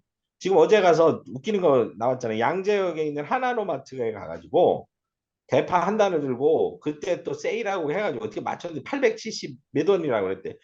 이 정도면 괜찮은 거 아니야? 이랬다는 거예요. 근데 이거를 도매시장에서 3,000원씩 이상 팔아요. 그러니까 현실을 모르고 가가지고 얘기하는 게, 이 정도면 이게 그 합리적이다고. 합리적이라고. 이게 대단하다 그러고. 이게 말이 되는, 지금 사과 한 쪽이요. 우리, 누가 올렸, 양 목사님 올렸죠. 그 사과. 14,500원. 13,000원. 14,500원. 세상에 사과. 근데 물론 거기 있는 건 고급 통령이지만 저는 마트 가면 보통 이제 좀 못난한 사과 해가지고 5개에 뭐 8,000원 정도 파는 게 있어요. 그것만 해도 엄청나잖아요. 사과를 1,000원 이상 먹을 수 있다라는 생각을 해본 지가 그렇게 해본 지가 얼마 안 됐어요. 보통은 과일 하나는 1,000원 미만에 사는 거, 배를 제외하고는 1,000원, 그리고 딸기도 뭐 5,000원에서 팩으로 하면 5,000원, 좀 크면 뭐 10,000원까지는 이렇게 했는데 지금 딸기 하나가 2만 원, 3만 원 해요. 이런 시대를 살고 있는데 이 사람이 정치를 잘하는 걸까요? 경제를 잘하는 거예요. 제가 그래서 오늘 만나셨던 분한테도 그랬어요. 경제를 잘 살렸나요? 이 사람이 뭘 했나요? 우리를 뭘 했나? 아무것도 없는데 그분을 아직도 지지하고 그 정권을 지지한다는 얘기는 제가 보기에는 성경을 안 본다. 신앙생활 개판을 한다. 개판은 아니라 신앙을 잘못 알고 있다. 이렇게밖에 판단할 수 없다는 거죠. 그래서 그런 분들은 그냥 자꾸 내가 생각에 이게 한국 교회가 살 길이 없다. 그래서 내가 이제 이 방송을 우리가 고민하면서 왜 이렇게 모토를 정해가지고 우리를 살려야 되는 것처럼 얘기했지만 아까 윤 총장님 심폐소생술 얘기했지만 이제 심폐소생술도 못해요. 심폐소생술이 아니라 이거 뭐야 이거 이렇게 그거 뭐라 그러지 이렇게 팍 그거 하는 거 기계 심장박동기 같은 거 탁 됐는데 팍 튀다가 네. 삑삑 하는 것 같은 느낌? 이런 느낌이 확 드는 거예요. 그런 분들은 그냥 고집 그 자체죠. 저는 뭐 자기 신념이 틀렸다는 걸 이제 못 받아들이는 그런 현상으로 보고 정신 건강을 위해서 그냥 제 갈 길 가셔도 괜찮다고 보는데 문제는 그런 사람이 다수일 때죠. 네. 아주 소수여서 자기 뭐 개인적인 이유로 그런 상태에 머무르는 거는 어쩔 수가 없는데 지금은 그런 사람들이 소수가 아니라는 게 지금 핵심적 문제입니다. 예. 그렇죠. 그러니까 우리가 의견이 다른 사람을 배제하거나 소외시키자는 얘기가 아니고 어떻게 그런 것이 다수가 됐는가 이걸 지금 반성하자는 소리일까요? 그런 건 이제 좀 오해가 없으면 좋겠고 아까 대파 건은 시장 교란 행위입니다. 예. 그러면은 앞으로 계속해서 800원에 대파를 공급을 할 건가요? 우리 그럼 아니 용산 가서 하나로마트가 오늘까지만 고가격에 팔고 내일부터 달라진대요. 그러니까 내일 가격을 보면 알 수 있어요. 양재동 하나로마트 한번 그러면 이제 가보세요. 배급제로 가나요? 네, 대파 그럴 수도 배급제로 있습니다. 가면 네. 그러니까 그게 이런 무슨 말도 안 되는 소리를 하고 있고 근데 그러면 보세요. 자, 우리 대중들은 그렇게 이건 바보를 넘어서 욕을 듣는 느낌 안 드세요? 만약에 그걸 보고 우리 대중들이 대파는 이제부터 800원이야 이렇게 생각한다 칩시다. 그런 사람을 우리가 뭐라고 부르나요? 네. 하여튼 제가 욕이나 비하 발언을 하기가 힘들어서 좀 그런 참겠는데, 사람을 남기업이라고 해요. 아니 그건 이제 지나친 말이고, 아니 그럴 수 남기업처럼 이제 있다고. 이렇게 시세를 모르고 이렇게 선비처럼 사는 사람. 오늘 좀 줌이 좀 제가 이상한 이제 것 같습니다. 줌이 지금 계속 버벅거리고 있는 것 같은데 그래서 화면도 좀 작아지고 그러는데 어, 화면을 바꿔봐야 되지 않을까 싶은 생각도 들고요. 이렇게 좀 바꿔야 되나? 해보십시오. 제가 이명박 때 그런 얘기를 한 적이 있는데, 거짓말에 성의가 없다. 이게 무슨 말이냐면, 아니 거짓말을 할 때 상대방의 지적인 수준을 생각해서 깊이 생각하고 그럴싸한 거짓말을 만들기 위해서는 에너지가 들어가요. 근데 이명박은 굉장히 에너지를 안 쓰고 거짓말을 했어요. 그럴 때 상대방은 두 번 기분이 나쁜 거예요. 하나는 거짓말을 들어서 기분이 나쁘고 두 번째는 지적 수준을 무시당해서 또 기분이 나쁘거든요. 지금 하나로마트의 800원짜리 대파가 저는 그런 거라고 봅니다. 어, 거짓 행위인데 거짓 행위에 성의가 없어요. 국민들이 이렇게 하면은 넘어가리라고 생각하는 거잖아요. 그러니까 국민들은 속아서 기분 나쁘고 두 번째 지적 수준의 비하가 발생해서 또 기분이 나쁜 거죠. 이중으로. 이런 이상한 이제 취급을 받고 계십니다. 어, 이런 면에서 이번 선거의 의미 하나는 뭐냐면 자기 자존감을 회복하는 거라고 저는 생각합니다. 네, 네, 이 지성적이고 사고와 대화가 가능한 국민이라는 걸 인정받아야 되거든요. 그런데 그걸 무시당하고 있는 게 현실입니다. 그러면 이번 선거를 통해서 다시 그 지위를 회복하셔야 된다. 저는 이제 이런 생각이 듭니다. 네. 우리 윤 총장님 화면 조금 오른쪽으로 가주시면 좋겠고요. 네. 본인의 정치적인 색깔을 너무 드러내시는 것 같아. 자꾸 왼쪽으로 가시려고 그래. 네. 자, 우리 남기업 소장님 오셨으니까 우리 남 소장님 말씀도 좀 드려야 될 것 같아요. 음, 오늘 주제가 내가 생각하는 이번 총선의 중요성. 예. 왜 이번 총선이 중요한가에 대한 이야기를 하고 있는 건데, 일단 우리 남 소장님 어떻게 충격은 그 비례 예비 후보가 못 되신 충격은 어떻게 좀 잘 회복되셨습니까? 네, 회복, 회복이 좀 되고 있죠. 너무 슬퍼. 회복이, 좀 어젯밤에도 좀 힘들었는데, 어, 실은 이제 제가 뭐 의원이 돼서 하고 싶은 일들이 있었고, 그리고 그것을 할 기회가 왔다. 그동안에 준비했던 것을 할 기회가 왔다. 그리고 국회의원실에 가보면 9명이 일을 하잖아요. 9명이 그 같은 가치를 가지고 자료를 만들어내고 뭘 기획해서 하면 굉장히 많은 일을 할 수가 있고 또 국회에서 저랑 비슷한 생각을 갖고 있는 의원들도 있을 테니 힘을 합치면 굉장히 많은 개혁의 동력을 만들 수 있겠다라고 하는 그런 어떤 희망에 부풀었었죠. 네, 근데 그 희망이 이제 사라지니까 굉장히 좀 힘들고 그랬는데 그 현실을 받아들이면서 지금 좀 지내고 있고 오늘도 뭐 다른 책을 좀 읽다가 마음을 좀 달래면서 퇴근을 10시에 하는 줄 알고 지금 퇴근했네요. 마음을 달래느라고 늦으셨구만요. 아니 뭐 책을 읽다가 조금 늦었어요. 나는 그 의원이 되면 옆에 수행비에서라도 하려고 준비하고 있었는데 안 돼가지고 너무 슬퍼요. 그러니까 고초장은 저의 말상대가 돼주면 우리 저기 그러니까, 운전해서 왔다 갔다 하면서 이제 제 생각을 얘기하면 그러니까. 아, 고초장이 또 뭐, 제가 또 급진적으로 달려가면 또 워워 해주는 사람이 고상환이니까.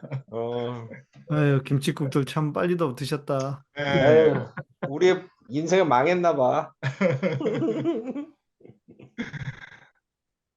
그래서 총선 이야기 해보십시오.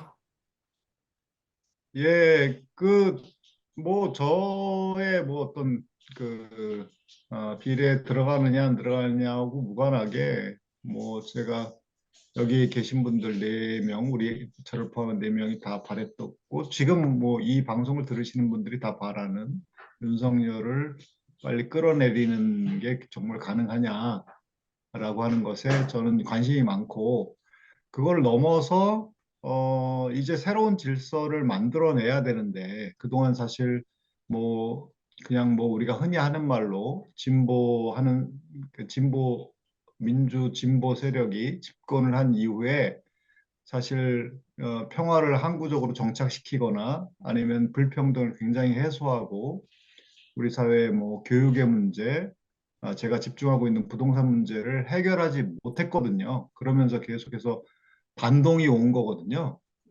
그것을 정말 이 해결할 수 있는 이 출발점으로 삼아야 된다라고 하는 윤석열 끌어내는 건 기본값이고 그건 디폴트고 그 다음 단계로 반드시 나아가야 한다. 나가지 않으면 또다시 반동이 올 수 있다. 그리고 나아가지 못하면 그리고 나아가지 못하면 조선일보를 위시한 그런 언론들이 끊임없이 공작을 하고 또 수많은 시민들이 거기에 또 동조하게 되고 그러면은 또 위험한 상황에 빠진다. 그래서 그런 선거가 돼야 된다. 그런 마음으로 뭐 지켜보고 있고 저도 제 주위에 우리 수원에 또 중요한 국회의원 후보로 나온 사람이 있어서 그 사람을 당선시키기 위해서 또 저 역할을 또 열심히 하고 있습니다. 어, 그래서 가진 것도 없지만 또 집착도 없다는 특징이 있죠. 그래서 결국 목표는 자리를 차지하는 게 아니라 운동을 하는 거잖아요. 네네. 그런 면에서 저는 뭐 남 소장님의 그 태도가 누구보다도 대승적인 면은 있다. 이렇게 봅니다. 그리고 이제 부동산 문제, 이게 이제 이 한 번에, 한두 번의 선거로 해결되는 게 아니잖아요.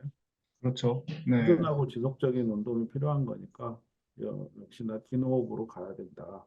그리고 이제 일단은 민주 세력이 다수가 된 뒤에야 그들과 싸울 수 있다. 이게 이제 어떻게 들리실지 모르겠는데 제가 옛날에 그런 말을 한 적이 있습니다. 선거는 어떤 선택이냐 이렇게 말했을 때 내가 싸워서 말이 통하는 싸움이 가능한 정권을 세우는 거다. 음, 이렇게 이제 말씀드린 적 있어요. 이게 시민사회의 입장인데요. 시민사회는 항상 그 당시의 정치 권력보다 진보적일 수밖에 없습니다. 그게 그렇죠. 시민사회죠. 네. 그렇다면 그 말을 안 들으니까 자기들보다는 보수적이라고 해서 좀 더 민주적인 정권을 배제해야 되느냐? 그럼 어떻게 되죠? 예, 지금처럼 엉망인 정권이 이제 탄생을 해서 싸움 자체가 성립이 되지 않는 이런 상황을 맞이할 수 있다고 봅니다. 이게 지금 저는 우리도 우리지만 예를 들어서 여성의 그런 지위나 권리를 신장시키려는 그런 그룹들, 그다음에 환경단체들, 기후 위기를 부르짖는 분들, 소위 저희들을 민주당 아재라고 불렀던 조금 더 진보 패셔너블한 그런 활동가들, 그분들이 그럼 민주당 아재들을 배제해서 자기 아젠다가 더 나아진 상황을 맞이했는가 말이죠. 이렇게 생각할 때 그래도 민주적인 정권이 그 진보적인 어젠다를 가지고 갔을 때 미안해하고 이렇게 스스로의 한계를 알고 이런 이제 예의가 있었던 거죠. 그래서 저는 이 상태를 다시 회복하는 게 또 하나의 과제가 아닌가, 이번 네. 선거의 의미가 아닌가 하는 생각도 해봅니다. 그렇죠. 네. 조금 긍정적으로 보면 남 소장님이 이번에 진출을 못했다는 것이 이제 야기될 수 있는 건 어쨌든 이 윤석열 정권 이번 총선이 끝나고 또 윤석열 정권에 대항할 세력들이 많이 필요할 텐데 이럴 때 또 괜히 쓰고자 하는 또 뜻이 있을 거라고 생각해요. 그동안 꾸준하게 이런 일을 했기 때문에 그 앞으로 할 일도 많고 또 정교하게 정책을 담아서 다음 대선에 우리가 그런 플랜을 좀 제시하고 다음 그런 로드맵을 미래를 위한 로드맵을 좀 이렇게 작성해 놓으면 좋지 않을까 이런 생각을 해봅니다.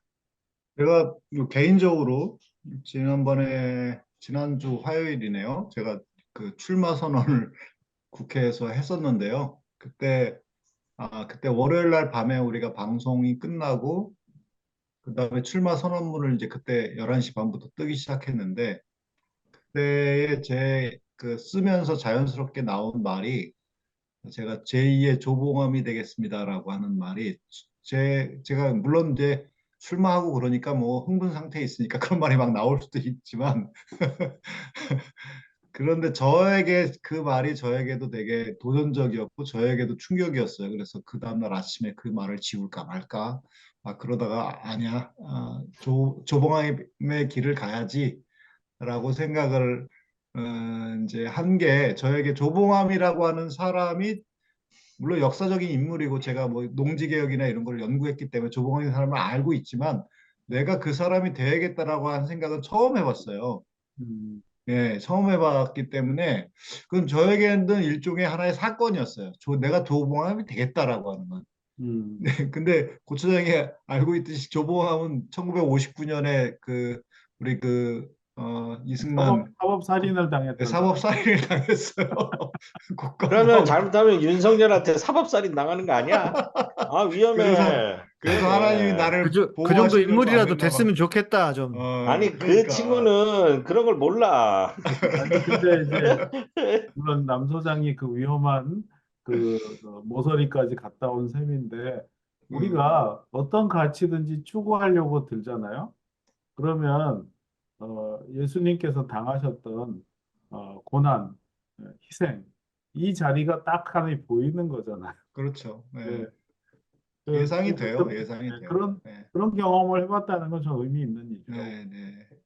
조봉암이라는 말을 꺼내는 게 무슨 의미인지 제가 심각하게 생각을 했어요. 그렇죠. 네. 네. 네. 아니 제가- 아무 생각 없이 존 웨퍼 얘기 꺼내는 그 어떤 작자하고 다르죠.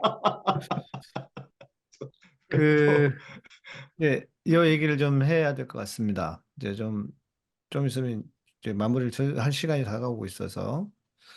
저는 이번 총선의 의미를,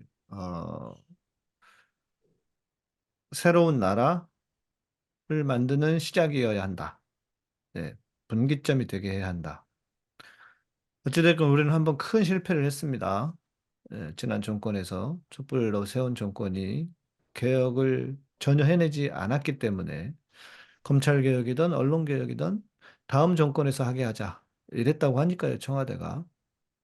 그런 무기력하고 무능력한 정권이 아니라 이제 새로운 사회를 만들어낼 수 있는 세력 혹은 그런 정권을 만들 수 있는 기반을 만들어야 한다. 음. 200석 이상이 돼서 뭐 탄핵이든 아니면 진짜 뭐 헌법 개정을 통해서 임기 단축을 시키든 간에 그런 일을 해서 지금 우리나라뿐만 아니라 온 세계는 신자유주의의 영향으로 지나친 경쟁 사회가 되었고, 지나친 물질 사회가 되었고, 지나친 비인간화된 사회를 살고 있습니다. 성경의 가치와는 너무 다른 가치인 것이죠. 그래서 우리가 이제 그런 세상을 다시 만들어 가려면, 저는 뭐 모르겠어요. 제가 조국 신당이 기본소득을 반대하고 뭐 다른 복지를 강조했다고 얼핏 내가 본 것 같은데 이것은 복지의 문제가 아니고요. 사회의 갈등을 없애기 위해서 필요한 게 에, 기본소득이다. 기본사회다.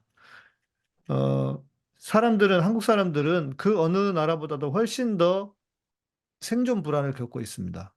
이 생존 불안을 없애주어야만 인국공 사태와 같은 일이 벌어지지 않아요. 음. 인국공 사태가 얼마나 좋은 일이었습니까? 그런데 한쪽에서는 뭐 이건 불공평하다 하면서 난리를 쳤단 말이에요. 그게 왜 그러냐면 모두가 다 생존 불안을 겪고 있기 때문에 그런 겁니다. 앞으로 어떤 정권이 민주적인 정권이 들어서서 아무리 좋은 정책을 펼쳐도 반대급부에서 나오는 소리가 있을 거예요. 왜? 모두가 다 생존 불안을 겪고 있기 때문에 나는 그러면 내가 노력해서 얻은 건 어떻게 되고 이렇게 될 거란 말이에요. 그래서 예를 들면 그런 새로운 사회를 만들어 갈 수 있는 좀 기초를 세워야 한다, 이번 총선을 통해서. 저는 그렇게 보고 있고, 마무리를 하면서, 어떻게 될까, 결과가. 나름 우리가 이제 짱구를 좀 굴려보자는 얘기입니다. 예. 좀, 이거는 이 나라의 운명이 걸린 일에다가 뭘 이렇게 내기 시합하는 것처럼 이렇게 거는 게 웃기는 이야기지만, 우리 시청자분들이 제일 궁금해한 거는 결과가 어떻게 될까 이걸 거란 말이에요. 각자 보는 어떤 정세 분석 이거를 좀 이야기를 해주시면 어떨까 싶어요. 그래서 나중에 누구 말이 맞는지 한번 보자고요. 음. 남 그, 소장님 늦게 오셨으니까 먼저. 네, 저는 그 의석수로 말하면 180석에서 200석 사이가 될 것 같아요. 200석을 넘기기를 200석이 아니라 210석을 넘기기를 간절히 바라지만 지금 야당 여기서는 전체 합쳐서 말씀이죠. 그렇죠. 그러니까 네, 민주당만이 아니고 민주 야권 세력을 전체, 야권 야권 전체. 전체. 예, 예. 예, 예. 여기서 야권이라 하면 예를 들면 이준석이나 이런 데는 빼고 예, 이준석은 제외죠. 거의 네. 야권은 아니죠. 이낙연도 빼고 예, 거기도 빼야죠. 예. 안 조국, 빼면 뭐가 남아? 조국 혁신당, 소나무당, 민주당, 음. 기본소득당, 뭐 저희 새진보연합 뭐 비례연합, 거기 비례연합. 비례연합. 예. 사실 개혁 그 이준석 당하고 이낙연 당은 아주 저기죠. 그 야당이라고 할 수가 없죠. 예. 음. 윤석열하고 뭐 싸우지도 않았잖아. 아니, 그 사람들은 코미디죠, 지금. 지금 이제 이낙연 씨가 무슨 짓을 한 겁니까? 지금 이준석한테 그 9석 갖다 주고 보조금을 받게 하지 않았나요? 그렇죠. 예, 맞습니다. 보조금 받고 자기들 그리고 또 한 명 뽑아서 다섯 석으로 또 받았어요. 음. 이번에. 그게 그 의원이 코미디죠. 갔어요? 의원이 갔어요, 거기에? 갔죠. 예. 그런 그 코미디. 근데 이제 예측을 하기 전에 제가 좀 긍정적으로 보는 것 중에 하나는 이번 게 공천을 통해서 이렇게 분리수거가 좀 됐다는 부분이 좀 긍정적이라고 봅니다. 예, 뭐 자연스럽든 자연스럽지 않든 간에 이준석과도 같이 할 수 있는 민주당 인물들이 이렇게 스스로 이렇게 커밍아웃이 됐다는 거. 그다음에 이제 공천 탈락하자 국힘당 간 사람들 있지 않습니까? 네. 이런 사람들도 그 내부에 있던 수박이 이 수박이라고 부르는 그런 계층으로 분리수거가 됐고, 그다음에 정의당 류호정인가요? 그 정의당에도 그런 썩어빠진 욕망이 자라날 수 있다는 게 이게 다 커밍아웃이 됐다는 거. 이런 건 저는 시민사회로서는 좀 긍정적인 요소로 봅니다. 또 하나 긍정적인 요소는 어제 이제 박용진 의원, 조수진 그 예, 변호사가 예. 들어간 것도 있고 공천 과정에서 이제 그 당원들의 뜻에 거스리면은 국물도 없구나. 그러니까 당원들이 원하는 거에 충실해야겠구나라고 하는 국회의원을 계속 하려면 적어도 네, 네. 예, 그게 분명하게 이제 각인이 된 게 이번 경선 과정에서 굉장히 중요한 지점 같아요. 이건 뭐 그래서 민주당만의 얘기잖아요. 이거는. 예, 민주당이 주로 그랬으니까 아니 그 국민의힘이야 당원과 국회의원의 간극이 거의 없는데 지금 현재 민주당은 당원과 의원들과의 간극이 점점 지금 좁혀지고 있다. 그거는 굉장히 긍정적이다. 그래서 의석수가 많으면 좀 더 개혁적이고 또 우리가 지금 바라는 3년은 길다, 하루도 너무 길다. 하여튼 그것에 따라서 빨리 정권을 끌어내리고 또 양 목사님 말씀하신 새로운 사회로 가는 어떤 교두보를 마련할 수 있지 않을까. 예. 여러 가지로 긍정적으로 그렇게 또 해석할 수 있을 것 근데 같아요. 탄핵을 이제 야당끼리 가결하려면 몇 석이 필요한 거죠? 200석입니다. 200석입니다. 200석입니까? 네. 201석. 201석. 음. 예.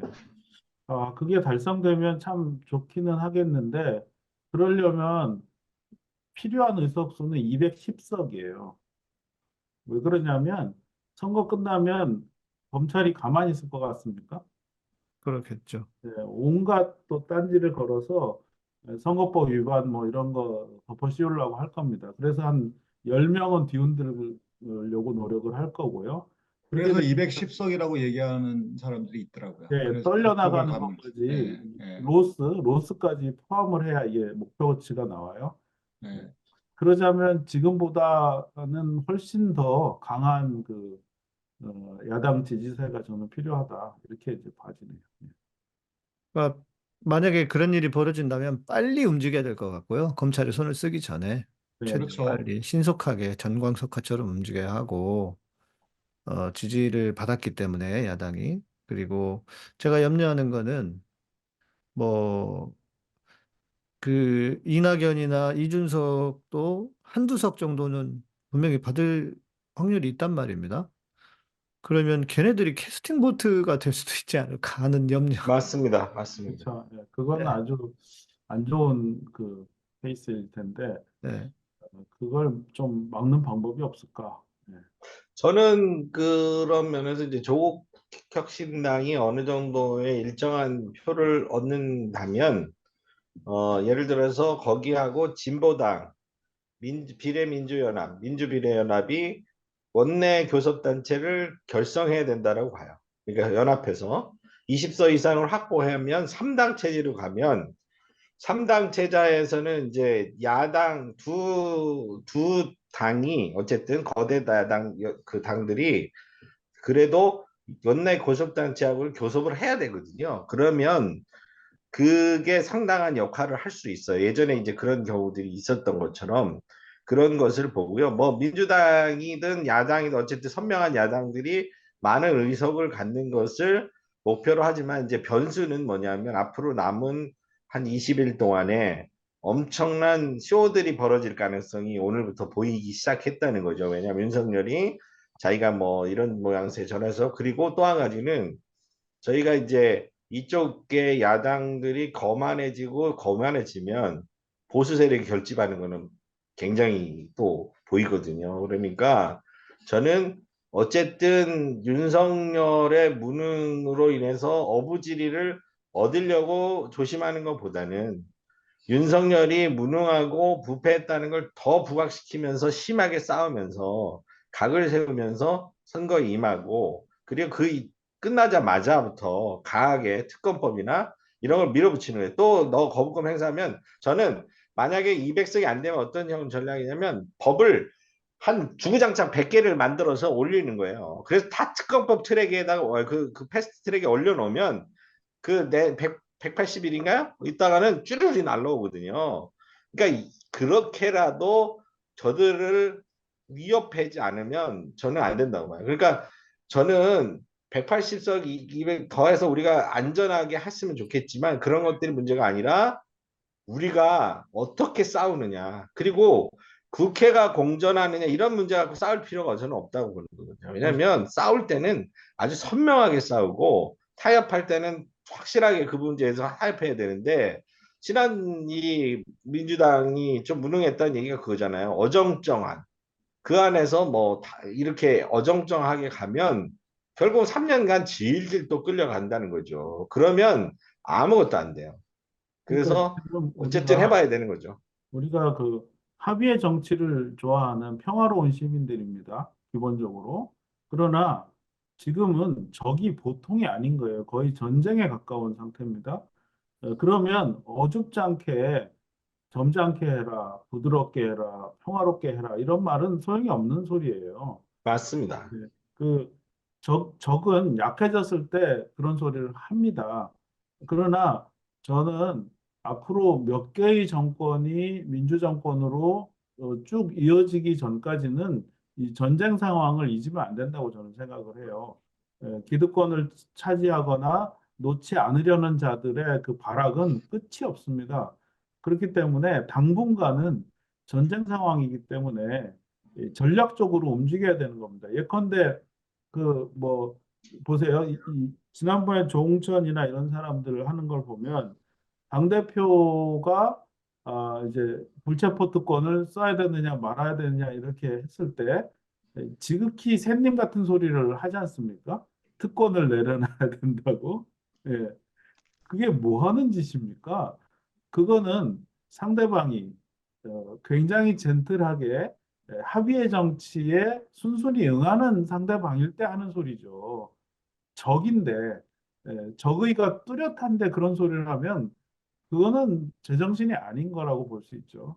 예, 그렇기 때문에 저는 앞으로도 다수당을 확보한 다음에도 굉장히 전략적으로 움직여야 된다. 그리고 시민들께서도 마찰음이나 파열음이 나더라도 전쟁 상황에서는 좀 날 수 있지 하는 심정으로 이렇게 바라보셔야 된다. 이렇게 생각하고 수십 년 후에 그런 민주정권이 수십 년 이어진 다음 정도에는 좀 점잖게 해라. 맞습니다. 이런 얘기를 해도 된다. 이렇게 생각합니다. 맞습니다.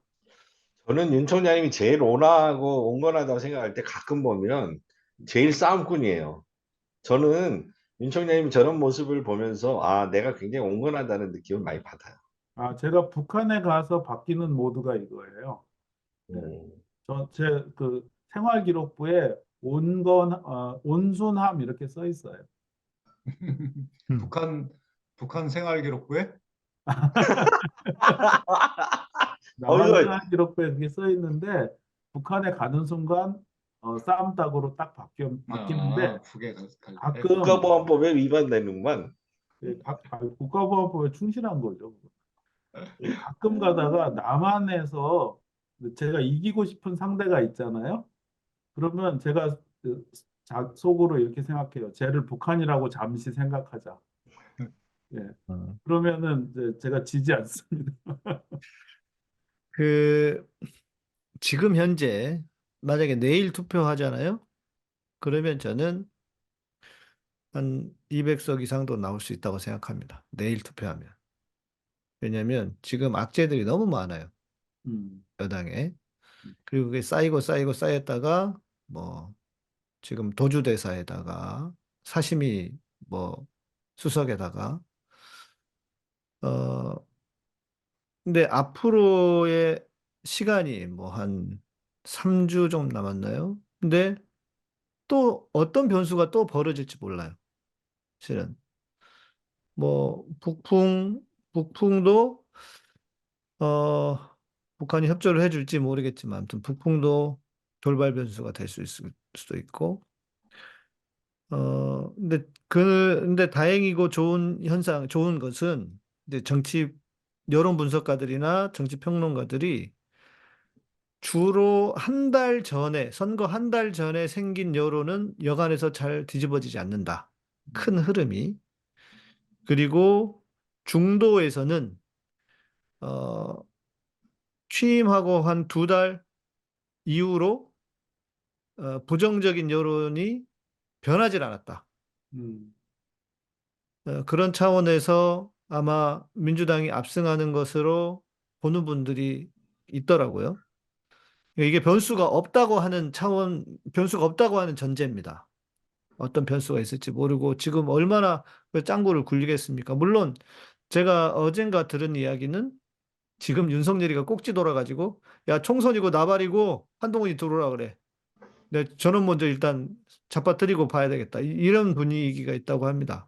음, 그래서 오늘 어제자로 내일 저 한동훈 스케줄 다 비우라 그래. 이렇게 했는데 한동훈이는 스케줄 원래대로 다 잡았고. 음. 그래서 오히려 그런 변수들이 남아 있어요. 더 좋은 변수들이 남아 있을 수도 있습니다. 갑자기 그러면 윤석열을 지지하고 싶어지는 이 느낌은 뭐예요? 그러니까요. 아유, 그래도 깐족이 안 돼요. 그게 저는 좀 덧붙이자면 야당의 지도자인 이재명 대표에게 달렸다고 봐요. 뭐냐면 이 양반이 대선에 나와서 실패를 했는데 이번 총선에 만약에 실패를 하는 거, 만약에 이겼든 지었든 간에 리더십의 문제가 도마에 오를 겁니다. 뭐냐면 지금 이제 수박들이라고 하는 사람들이 자진해서 나가기도 하고 어제 당내 경선에서 떨어지기도 했잖아요. 이제 거의 이제 이재명이 전권을 많이 갖는 당이 될 텐데 이 당을 어떻게 이끄느냐에 따라서 다음 대선이 걸려 있다고 보거든요. 물론 대선 때까지는 다른 사람이 변수로 나올 수 있지만 어쨌든 이 흐름을 이어갈 수 있는 사람은 이재명 대표인데 이 이재명 대표가 어떻게 윤석열 정부를 상대할 거냐 그리고 국회에서 어떤 리더십으로 하느냐에 따라서 우리나라의 국운이 잡혀 있다. 만약에 네. 저쪽에서는 이제 그걸 주저앉히기 위해서 많은 공작을 하겠죠. 그 대표적인 게 이제 사법적인 리스크잖아요. 사법적으로 어떻게 처벌하거나 뭐 이런 것들이 있을 때 이거를 현명하게 넘을 수 있는 그 벽이 돼야 되고요. 그런 면에서는 조국도 비슷해요. 조국도 여태까지의 얌전한 그 뭐 선생님에서 이제 정치인으로 탈만큼 하는 건데 이런 과정 속에서 과연 건전한 야당 또는 이 정부와 싸울 수 있는 야당의 투사로 누가 쓰느냐에 따라서 모든 판도가 바뀔 것이라고 생각하고요. 이번 총선에서 그 가늠자가 될 거다. 왜냐하면 제가 이번에 이 선거운동 기간에 그들의 역할이 이제 막 나올 거예요. 근데 저는 요즘 유튜브를 보면서 느낀 게 역시 이재명이 현장에 강하다라는 느낌을 많이 받아요. 그러니까 한동훈하고는 다른 질적인 이재명의 현장성의 연설과 현장들에게 다가가는 그 모양이나 그리고 메시지가 굉장히 강렬하다. 그래서 이거를 국힘에서 이기기가 쉽지 않을 거다라는 느낌이 들고요. 어쨌든 뭐 이런 상황 속에서 우리가 총선을 뭐 어떻게 아주 비극적으로 희극적으로 볼지 모르겠지만 저 생각에는 이제는 어떤 상황이 벌어져도 이 정권과 싸울 수 있는 사람들, 이 정권과 하는 사람들이 단합해서 언제 끝장을 낼지 모르겠지만 끊임없이 이 나라를 위해서 싸우는 사람이 이기는 거다. 이렇게 생각을 합니다. 시민들에게 달렸습니다. 시민들께서 딱 보시면 한동훈이 하는 짓은 정치가 아니라 정권 탈취를 위한 일종의 기획쇼 같은 걸 하고 있는 거잖아요. 그 쓰는 언어가 이 내재된 어떤 갈등의 요소를 자극하는 짓을 하고 트리거라고 해서 이 격발. 아, 네. 그렇죠. 그러니까 운동권 어쩌고 저쩌고 하는 거. 그러니까 그건 아마 그 지지층의 속에서 운동권에 대한 분노, 이 신화, 조작 이런 이미지를 이용하고 있는 걸 거예요. 그런데 이재명 대표는 생활 밀착형 정치인이고 10대 때부터 노동 현장에 있었고, 예. 그러니까 시민들, 서민들의 삶을 체감하는 사람이고 그것을 개선하려고 끝까지 노력하는 사람이잖아요. 맞아가면서까지. 예. 질이 다르죠. 완전히 다른 겁니다. 한 사람은 연극을 하고 앉아 있고, 한 사람은 실제 정치를 하고 있는 거기 때문에 완전히 다릅니다. 이거를 동일선상에 놓고 본다는 것 자체가 이미 판단력이 이제 모자란 거다. 저는 이렇게 볼 수 있고, 당연하죠. 예. 예. 그리고 우리 국민들, 시민들께서 그 판단력만 유지해 주신다면 이 판은 이제 이길 수 있다. 그리고 국힘이라는 집단이 어떤 집단이냐? 그런 어설픈 연기를 하는 이게 이 발연기잖아요. 그 왜 아이돌 그룹의 유명한 애가 갑자기 드라마에 등장하면 연기 되게 못하는데 그래도 봐주는 이런 거. 발연기를 하는 애를 당 대표까지 세워가지고 이렇게 그럴 수 있는 집단이라는 걸 좀 아셔야 됩니다. 네. 그래서 그런 게 잘 드러나는 계기가 됐으면 좋겠다. 그런데 시민들께서 이걸 구분을 못 하신다. 이러면 지는 겁니다. 저는 제발 구분하는 시민, 판단력이 살아있는 시민이 되면 좋겠다. 이런 소원을 갖게 됩니다. 저는 이렇게 생각해요. 국민은 구분을 못할 거고 시민들은 구분할 것이다. 예. 지난주에 우리가 다룬 폭민. 오늘 재미있는 얘기 아까 방송에 나오던데 한동훈이 연설하면서 오늘 자기가 이 황상무하고 이종섭 문제를 해결했다고 했더니 거기 지지자들 여성들이 뭐라고 했는지 아세요? 해결했습니다. 그랬더니 아멘 한 거예요. 이제 설교를 하네요. 그러니까 나는 놀란 게 이게 아멘을. 결국은 뭐냐면 이 아줌마들이 교회 다니는 아줌마들이잖아. 그렇죠. 심각한 거죠. 아니, 저기 그것도 있고, 우리 난교 예찬, 장예찬이가 무소속으로 출마하겠다고 선언했잖아요. 아주 잘하는 일인데, 거기에 지금 출마 상대 민주당의 후보가 유동철이라는 분인데 아주 좋은 분이에요. 그분 기본사회 하시는 분이고 저하고도 잘 아는 아주 좋은 분인데, 근데 이 장해찬이가 무소속 출마하겠다고 이제 선언했고, 근데 자기 선거 사무소에 부산 수영구의 그 굵직한 교회에 뭐 목사들인가 장로들이 찾아와갖고 자기를 위해서 축복 기도해주고 위로 기도를 해줬다고. 그래서 좀 신앙으로 잘 그분들은 뚫고 가겠다. 난교를 지지하는 목사님이군요. 그러니까 신앙으로 잘 뚫고 가겠다. 난교고 나발이고 지금 뭐 무속도 지지했는데 뭐가 중요하겠어요. 그게. 그러니까 양심을 다 팔아먹은 사람들이에요. 그러니까 이 교회 타락 수준은 진짜 상상을 초월하네. 예, 한국 교회의 그 출발 이후로 한 130년 됐나요? 하여튼 지금이 가장 타락한 시기 같아요. 그냥 그 인간들한테는요 관심을 주지 마요.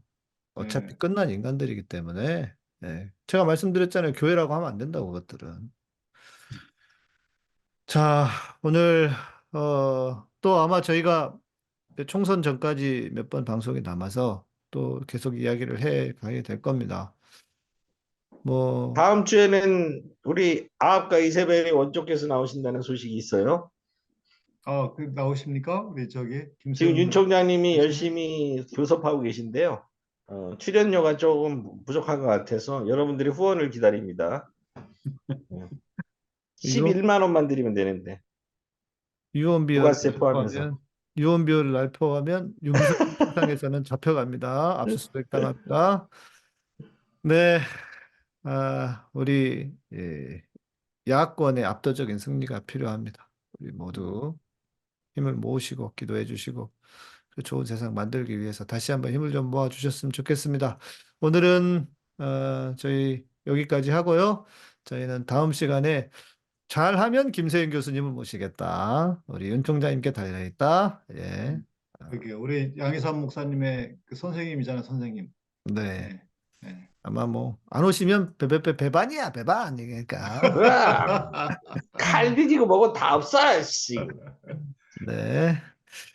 네, 감사합니다. 고맙습니다. 저희 다음 시간에 뵙겠습니다. 고맙습니다. 감사합니다. 사람들은 죽음보다도 더 이것을 두려워합니다. 우리는 치매, 알츠하이머병을 죽음보다도 더 두려워합니다.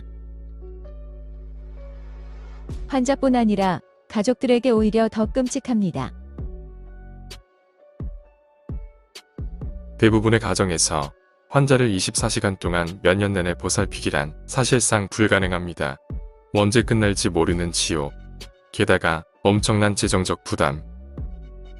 CNN에 따르면 미국 의료보험 체계와 치매 환자 가족의 재정이 파산에 이르고 있습니다.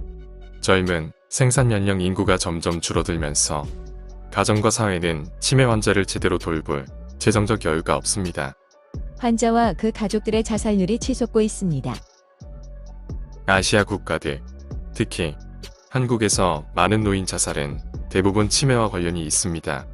학계에서는 70%의 치매가 예방되거나 실질적으로 개선될 수 있다고 합니다. 저희 LAOT는 나머지 30%에 대해서도 해결책 또는 예방책을 갖고 있습니다. 캐나다 식약처에서 허가를 받은 인지기능 향상과 치매 예방을 위한 엘레오틴 슈퍼브리앙, 엘레오틴 슈퍼브리앙에 관한 구입 문의는 웹사이트 superleotin.com 전화 1522-6801번이나 페이스북 자연건강대학 또는 카카오톡에서 엘레오틴을 검색하시면 됩니다.